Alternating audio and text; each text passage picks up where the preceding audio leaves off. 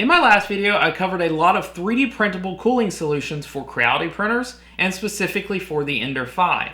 Now, as usual, after I published that video, I received a lot of excellent feedback, and for this video, one particular criticism. And that was, I left out what's possibly the most important 3D printable cooling solution for Creality printers. What's that? The Petsfang V2 and its sister, the Bullseye. Well, as usual, I listened to you, and before I moved on any further, I wanted to make sure I covered this for you. So in this video, I'm not only taking a look at these coolers and comparing them both to the stock cooler, as well as the winner of my last video, which was the Hero Me Gen 3, but I'm also going to include two new aspects of all of these coolers, and that is a noise level as well as a weight, so that you'll get a more complete view of these coolers and you can make a decision which one you want for your 3D printer. That's what I'm doing right here today on Kersey Fabrications. Let's go.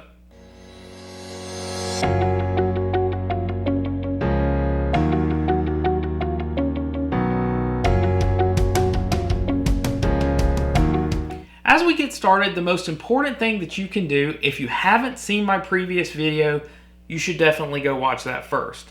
That video is going to cover all of the basics of what I'm doing here, as well as give you the background information on the Hero Me Gen 3 and why I pulled that out as my favorite from the previous video. So if you haven't watched that yet, follow this link that I posted here or the one down in the description. Now in this video, I'm going to start with these new coolers. I'm going to be comparing them quality-wise to the other ones. And as I mentioned, I'm also going to include a noise level as well as a weight for each of these coolers so that you get a better understanding of how it's going to affect your overall print and overall printing experience. Now, before we go any further, I want to give a big shout out to Asger Vestberg, who provided this noise meter. He's one of my Patreons, and he saw that I did not have a good way to measure noise. He wanted to remedy that for me, so everyone benefits from his donation. Thanks, Asker. Since both of the stock cooler and the Hero Me Gen 3 were included in my last video, the first thing I need to do here is check the noise level and the weight of each of those coolers. So let's do that now. So what I'm doing in this test, I'm actually only going to be measuring the noise of the fans. I have not printed anything right now. I don't have any extra fans on because that's not going to be representative of the cooling itself. It obviously contributes to the total noise, but I want this objective as possible when it comes to the cooling fans themselves. So on this one, I have the Hero Me Gen 3 with dual fans. And I have this set at the 75% fan speed, which is a fan setting of 191 out of 255. I have my new decibel meter here, and we're going to take a look at about the 1 foot mark or so and see what kind of noise we're getting. I'm going to call that about 52 decibels. Let's crank this up. This is 75%, as I said. We're going to crank this up to 85% next. So for 85%, we're at 217 out of 255 on the fan setting.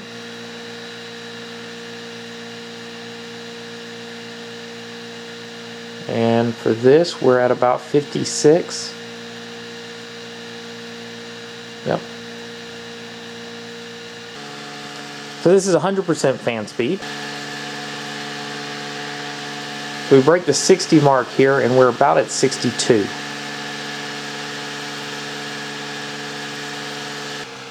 Here's the Hero Me Gen 3 single fan solution. We're going to see how loud this one is. Same distance away as before. Let's see what we get. About 54 decibels.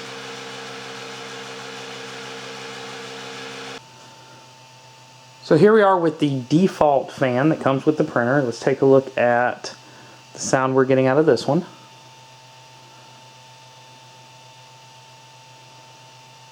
So we're at about 42 decibels. And this is the fan with the part cooling running at 100%. One thing to keep in mind for all of the weights that I'm going to be showing you here in this video is that all of these part cooling solutions were printed with the same filament, which is this black tough PLA from Coax LLC, and all of them use the same settings. So I printed these with a 1.6 millimeter walls and a 50% infill. That was just to give them the rigidity that they need as a moving part on the printer, and it goes along with the recommended settings for most of these coolers. So let's take a look at the weight that you're going to be adding to the X carriage when you go with the HeroMe Gen 3 dual fan cooling solution. And basically what I'm doing, I'm taking a look at all of the components of the cooling solution and none of the parts that are stock to the printer, such as the screws that mount the default hot end, or the default cooling solution. So here we go, we've got the actual cooling bracket for the fans. We have the shroud that goes over our heatsink.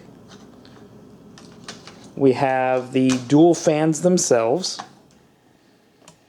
We have our 40 millimeter fan.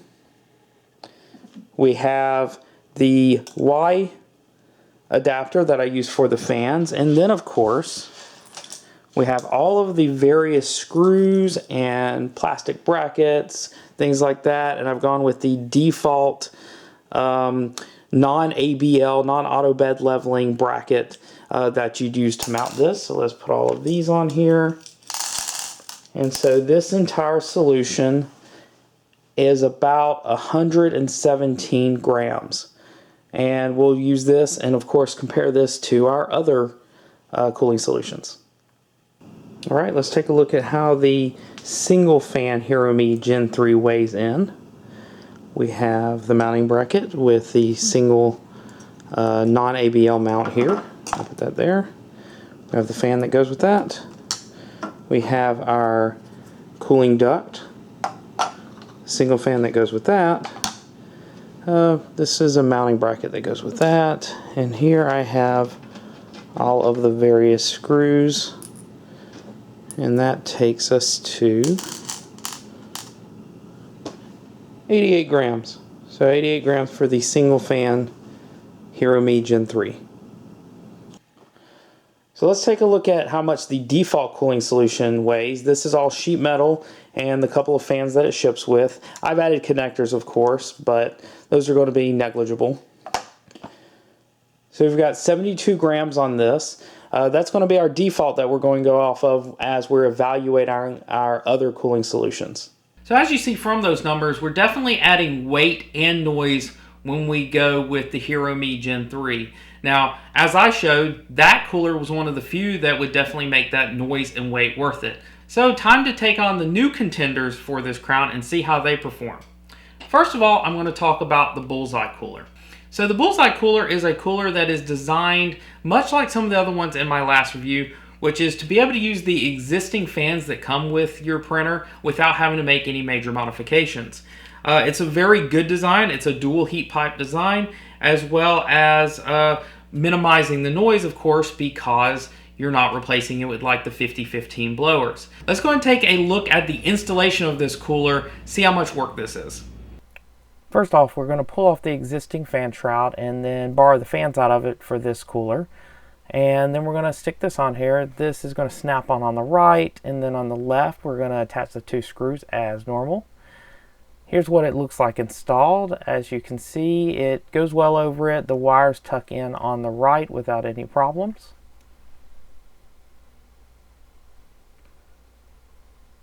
And then the next thing I needed to do was embed some nuts in the plastic here, but I found that the holes were way too small for at least the nuts I had. I tried to sand it out, I tried to drill it out. I ended up having to pull it off entirely and then brute force them in. Here you go, they're back. And then I also realized that even the holes were too small for the fan, and I had to tap those with the drill as well. That's a 3mm tap. Then I can attach the blower fan. We can then put the shroud on, get everything adjusted to the right height. You'll see me here testing the height. I put it where the instructions recommend, and then I feel for it. So now that we have it installed, let's take a look at the noise and weight compared to the original cooler. So here's the Bullseye going, 100% fan speed, and about a foot away. Looking at about 47 decibels. It's time to weigh the Bullseye and see how it does on the weight. Here is the actual cooling duct, the shroud, the fan, and we have the miscellaneous screws. So here we are.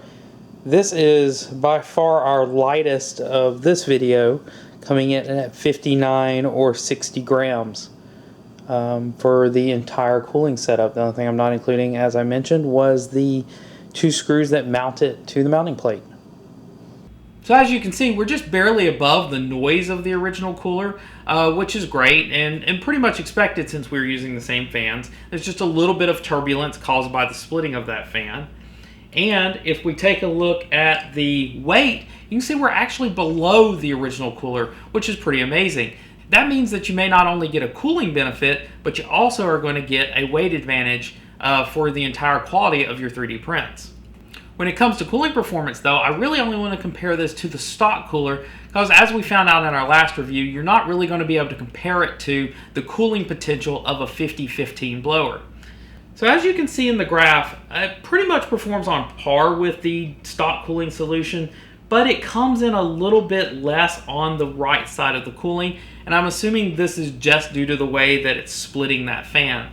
So the last thing on the Bullseye let's take a look at, of course, is the overhang test versus stock. So you'll notice that on the Bullseye, the overhang test actually noticeably failed more. There's a lot more sagging. You'll notice particularly bad loops of overhangs. You'll see little spews of filament here and there that you just really don't get on the stock cooler.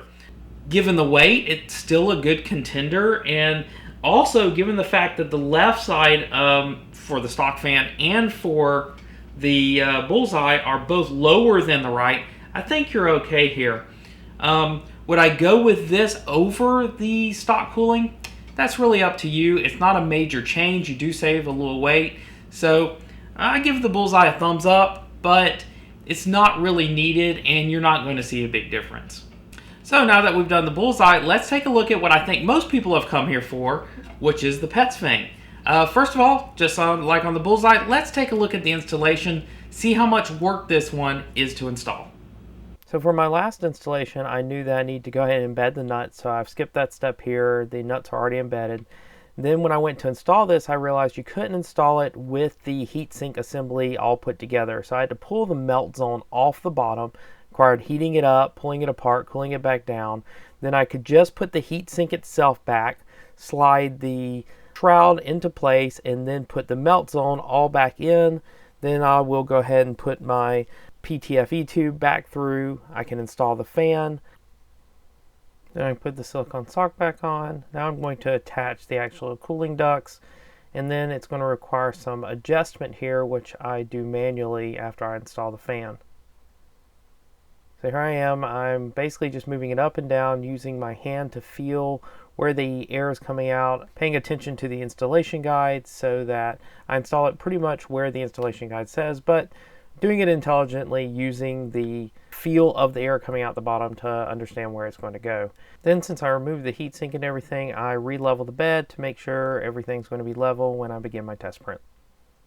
And just like last time, now that we have it installed, let's take a look at the noise and weight that you're going to find on these Petsfangs.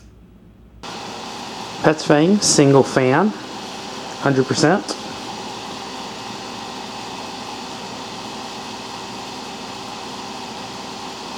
About 54 decibels.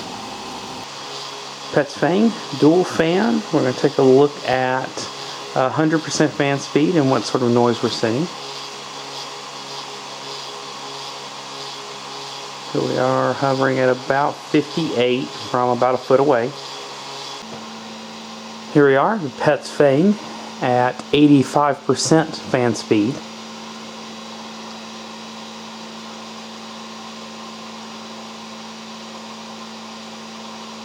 So from about a foot away, we are at about 52.5 decibels. Petsfang at 75% fan speed.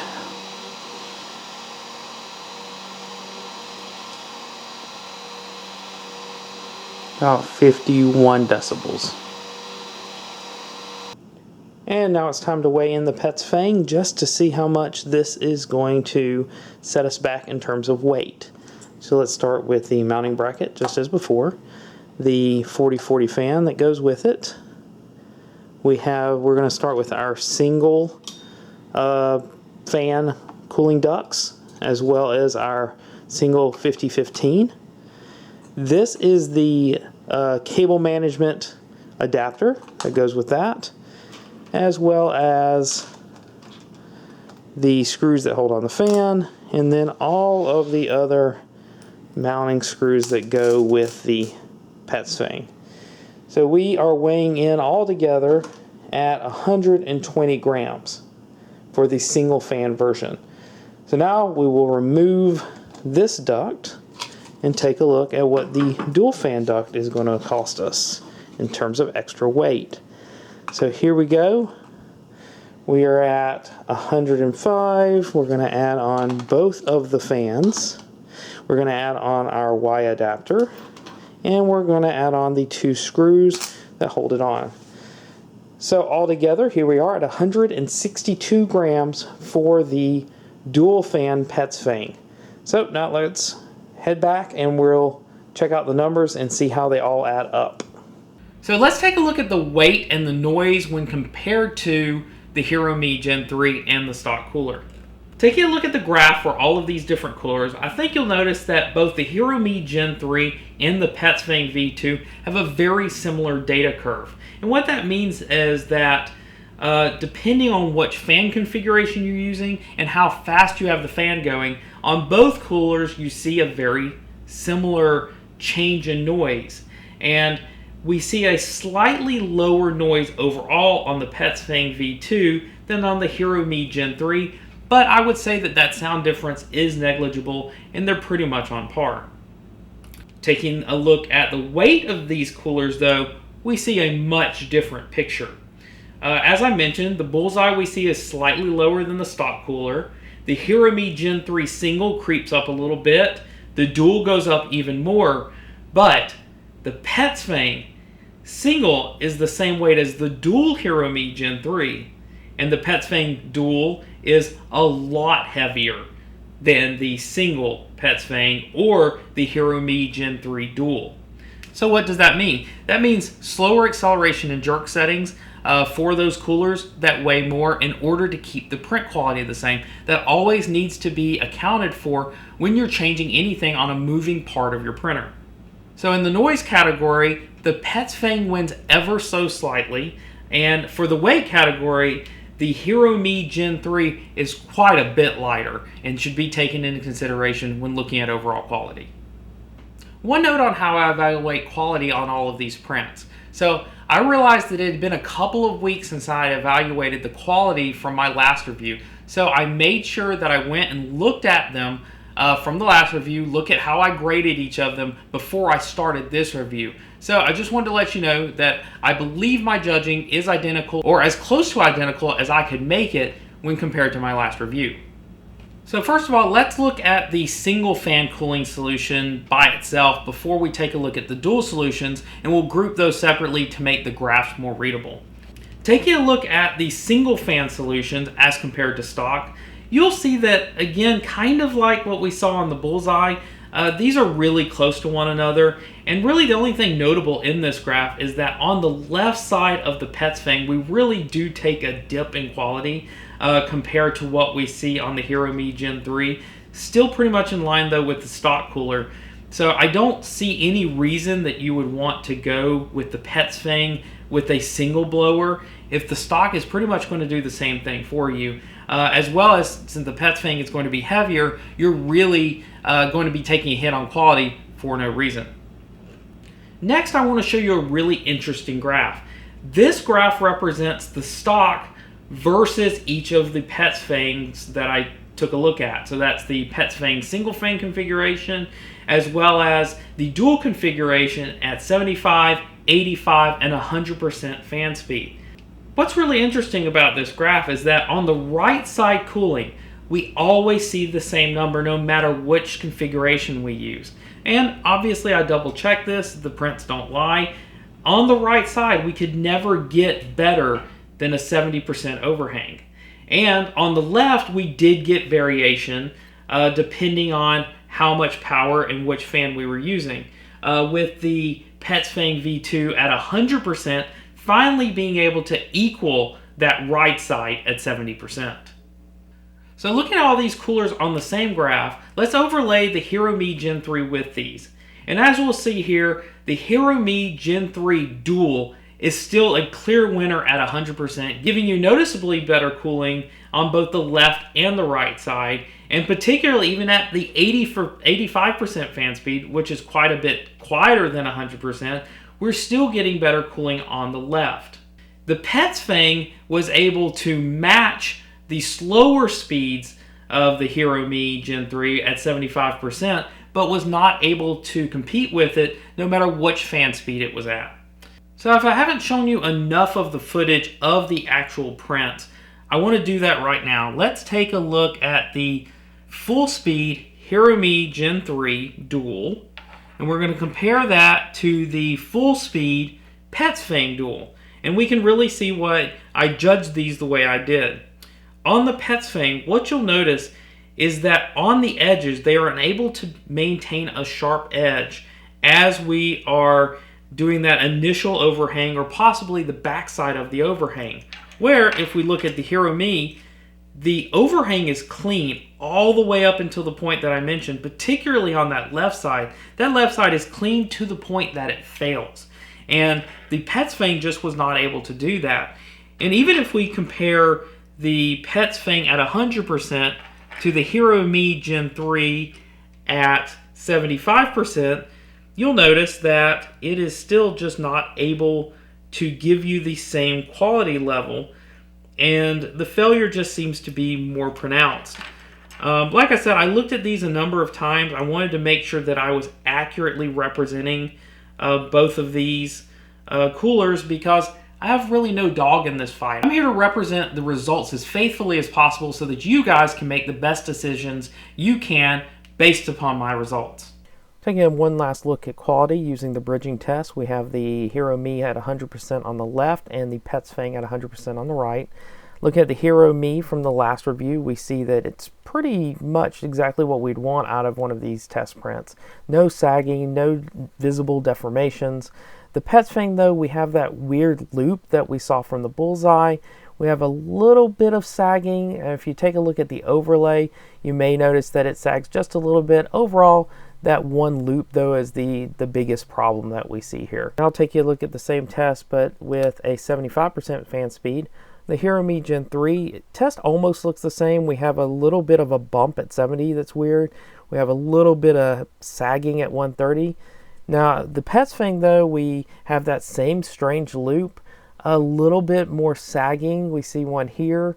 Overall, if you take a look at them side by side, we see pretty much the same thing we saw at 100, where the Hero Me still is just a little bit better than the Petsfang. So, what's my final verdict? Well, you can probably figure it out by this point. I'm sticking with the Hero Me Gen 3.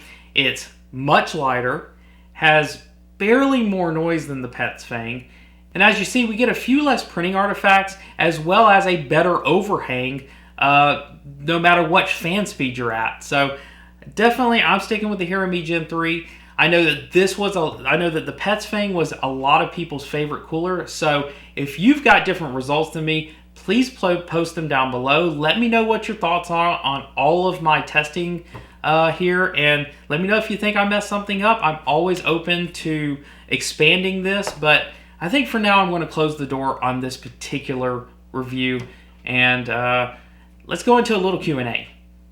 First up, what materials should I use when printing these parts that are going to be so close to my hot end?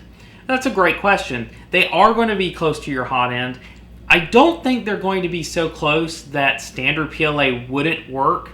But if you want to be safe than sorry, I recommend either a high temp PLA or a PETG for most printers. Those are both non-toxic printing options that you can print with your standard Creality printer out of the box.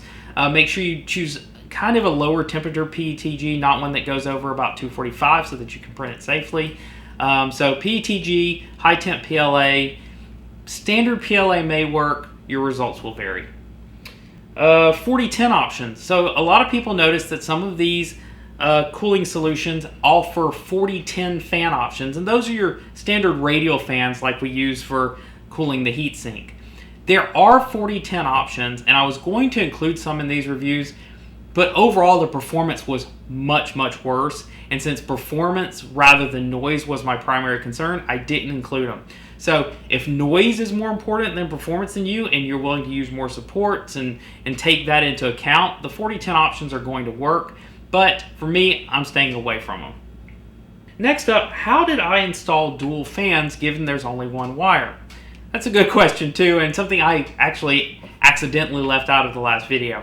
I included an answer to this on the community tab of this YouTube channel, so if you haven't been over there, check out the community tab from time to time. I include some answers to some questions there, as well as previews for most of my videos. But the answer is a Y cable, a Y adapter. It allows you to do no extra modification to the printer itself. If you choose one fan or two fans, it's easily swapped out. This is something that I made the same way that I did these connectors here. You'll just need 2 males, 1 female connector, and that'll just drop in and you can zip tie it. It's that easy to install. So last up, I still get asked via private messages and occasionally in the comments of how can I contribute to this channel. So the best way to contribute to my channel is over on Patreon. You'll get a link maybe on the screen right now, definitely in the description, and definitely at the end of every video. Link to Patreon will send you over there where you can donate monthly to this channel. It helps me buy more product. It helps me find more time to do these videos. So if you want to contribute, you can do it that way. I also have a PayPal me link in the description if you just want to give once. And as Asker did with the equipment, if there's something specific you'd like to see on this channel, whether it be a specific product reviewed, or if you want to help out with some testing equipment, audio, video equipment, because I know the audio is going to kind of suck on this video, and I apologize. That sort of thing you can contribute directly. Just get in touch with me, say, hey Chris, this is how I want to help, and I'm sure we can work something out. And with that being said, I can't thank you enough for everything that you do to give back to me for what I do here. I've got Patreon supporters. I have people that help this channel all the time with just feedback and messages of support. Thank you for all that, and I couldn't do this without, obviously, you guys subscribing, liking these videos, and sharing these videos as well. They keep the channel growing, and they keep all of this super rewarding. So, again, I'm going to close out right there. I'm Chris. This has been Kersey Fabrications. Thanks for watching.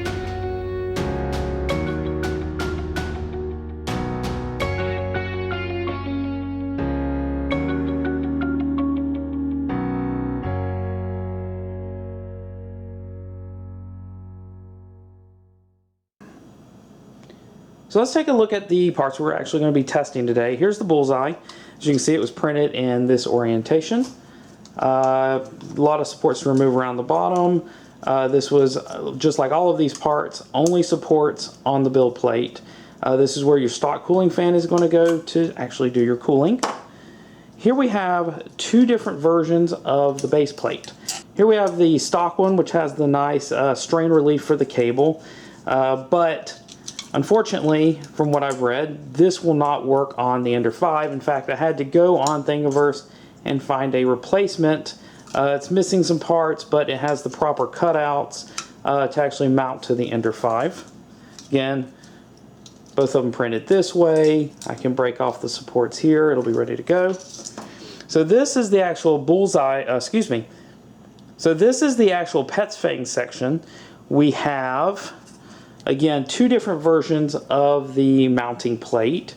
We have the stock one, which is this one right here, and we have the one that's been modified for the Ender 5. As you can see, there are some different cutouts. So from what I've read, again, this one will not work with the Ender 5. You'll need the modified one, which I will link in the description. And then we have our 2 versions of the actual fangs. We have the single fan solution, which is here, and we have the dual fan solution, which is here. As you can tell, Single fan, you hook it up here, mounts this direction. Dual fan has 2 different holes that'll have to be cleaned out. Again, both of them mounted this way, but the fans go here and here, and they all screw down. So let me get these cleaned up and we'll get the first ones mounted.